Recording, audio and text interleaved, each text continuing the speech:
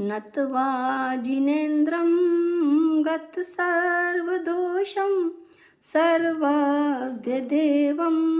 हितदर्शकं च श्रीजैनसिद्धान्तप्रवेशिकेयं विरच्यते स्वल्पधियां हिताय।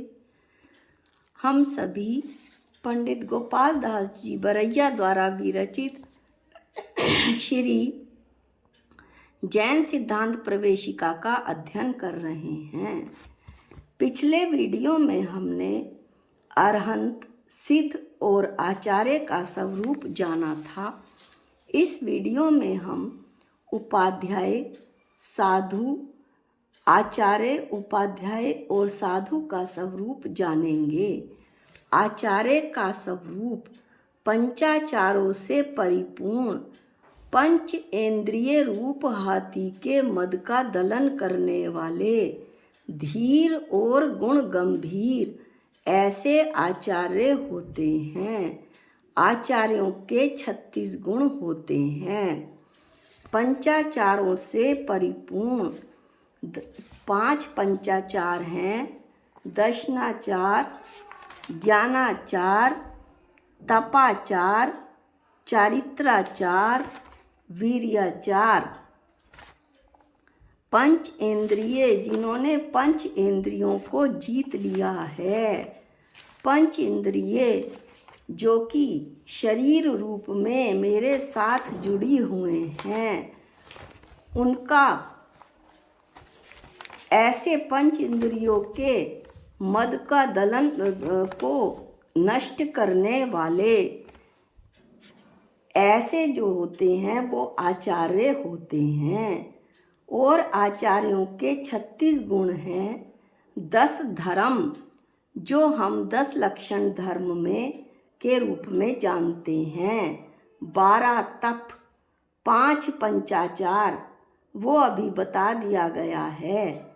6 आवश्यक मूल गुण और 3 गुप्ती। इस प्रकार कुल 36 गुण आचार्यों के होते हैं। उपाध्याय का स्वरूप रतनत्रय से संयुक्त, जिन कथित पदार्थों के शूरवीर उपदेशक निकांश भाव सहित ऐसे उपाध्याय होते हैं।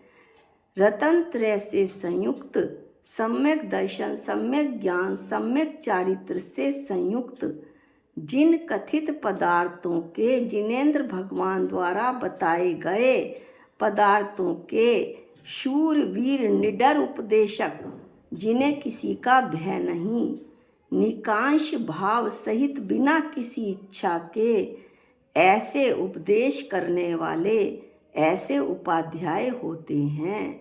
उपाध्याय के 25 गुण होते हैं। वे मुनियों के शिक्षक और अध्यापक होते हैं। उपाध्याय के 25 गुण हैं, 11 अंग और 14 पूर्व। अब है साधु का स्वरूप विषयों की आशा और समस्त व्यापार से विमुक्त, जो विषयों की आशा से मुक्त हो गए हैं। भोगों की इच्छा, जिन्हें विषय भोगों की इच्छा खत्म हो गई है, के समस्त व्यापार यानी उनमें जो इच्छा, जो मोह चलता था, राग चलता था, उससे वो मुक्त हो गए हैं। 4 प्रकार की आराधना के साथ दर्शन आराधना, ज्ञान आराधना, चारित्र आराधना, तप आराधना में सदा लीन रहने वाले लवलीन निर्ग्रंथ 24 परिग्रह से रहित और निर्मोही, मोह रहित ऐसे साधु होते हैं। विषयों की आशा और समस्त व्यापार से मुक्त, 4 प्रकार की आराधना में सदा लीन रहने वाले, निर्ग्रंथ 24 परिग्रह से रहित और निर्मोही, मोह से रहित ऐसे साधु होते हैं। साधु के 28 मूल गुण होते हैं।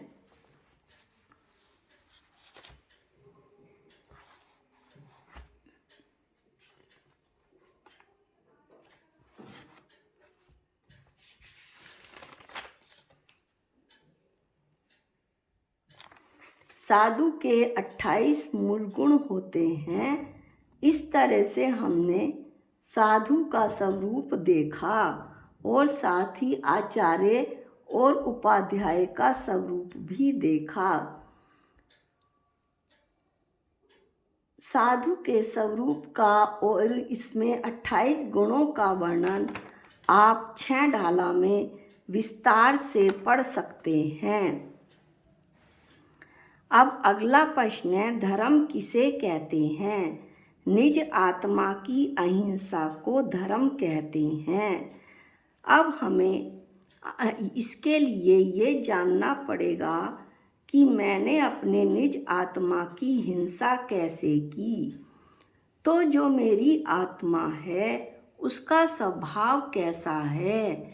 मेरी आत्मा चेतन भगवान आत्मा का स्वभाव ज्ञाता दृष्टा है। वह तो जानने और देखने वाला है, इसके सिवा वो अन्य कुछ कर ही नहीं सकता। जब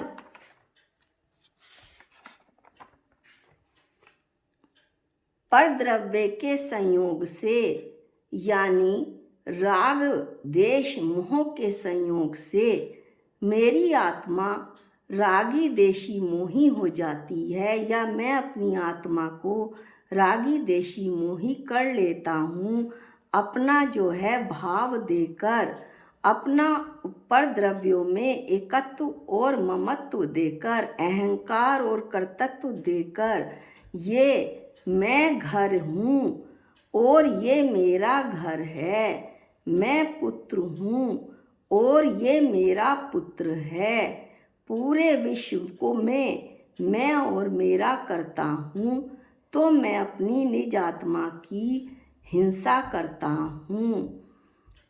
जब मैं यह जानूं कि मैं तो एक बना बनाया चेतन भगवान आत्मा हूँ, अनादि अनंत निगोद से लेकर सिद्ध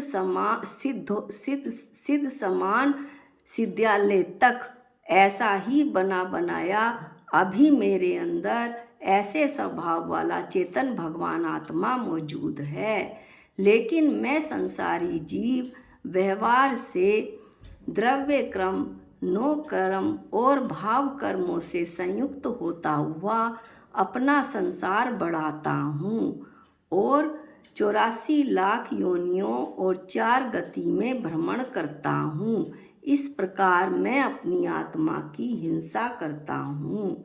अपनी निज आत्मा की अहिंसा, अपने चेतन द्रव्य को पहचानना, मैं तो एक चेतन ही हूँ, इसके अलावा मैं विश्व में कुछ भी नहीं हूँ। यही निज आत्मा की अहिंसा है और यही धर्म है।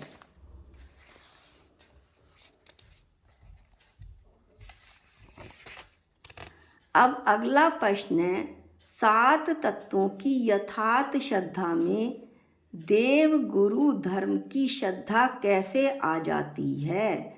या 7 तत्वों की यथार्थ श्रद्धा को देव गुरु धर्म में घटाइए। तो सबसे पहले हम मोक्ष देखते हैं। मोक्ष तत्व कैसा है? सर्वज्ञ वीतराग स्वभाव रूप है। सर्वज्ञ और जो राग से रहित है, मोक्ष तत्व तब प्रकट होता है जबकि अरहंत और सिद्ध भगवान, अरहंत भगवान अपने 4 घातीय कर्मों को, घन घातीय कर्मों को नष्ट कर लेते हैं और सिद्ध भगवान अपने 4 घातीय और 4 आघातीय कर्मों को नष्ट कर लेते हैं, तो मोक्ष पर्याय प्रकट होती है। ऐसे ये जो अरहंत और सिद्ध हैं वे निर्दोष देव होते हैं, सच्चे देव होते हैं। इसलिए जिस जीव ने ऐसे मोक्ष तत्व की श्रद्धा की, उसने सच्चे देव की श्रद्धा कर ली। संवर और निर्जरा नए कर्मों का ना आना संवर है और पुराने कर्मों का एक देश झड़ना निर्जरा है। निश्चय रतंत्रय स्वभाव सहित हैं, संवर और निर्जरा। निश्चय सम्यक दर्शन, निश्चय सम्यक ज्ञान और निश्चय सम्यक चारित्र के साथ हैं। इसका वर्णन हम पहले भी कर चुके हैं। इसके धारक कौन होते हैं? भावलिंगी, सातवें गुणस्थान, व्रती, आचार्य, उपाध्याय और साधु। वे ही निर्ग्रंथ 24 परिग्रह से रहित दिगंबर गुरु होते हैं। इसलिए जिसे संवर और निर्जरा की श्रद्धा है, उसे संवर और निर्जरा के धारक सच्चे गुरु, आचार्य, उपाध्याय और साधु की श्रद्धा है। अब हमने मोक्ष, संवर, निर्जरा ये देखा। अब है जीव तत्व। जीव तत्व का स्वभाव रागादि भाव रहित शुद्ध चैतन्य प्राण में है। धर्म की परिभाषा का अध्ययन करते हुए हमने ये जाना था कि मेरा जीव तत्व, मेरा चेतन भगवान आत्मा केवल ज्ञाता दृष्टा है। ये विकारी भाव, राग, देश, मोह उसमें नहीं है, वो तो चेतन स्वभावी है। तो ऐसे स्वभाव सहित जो धर्म है वो अहिंसा धर्म है।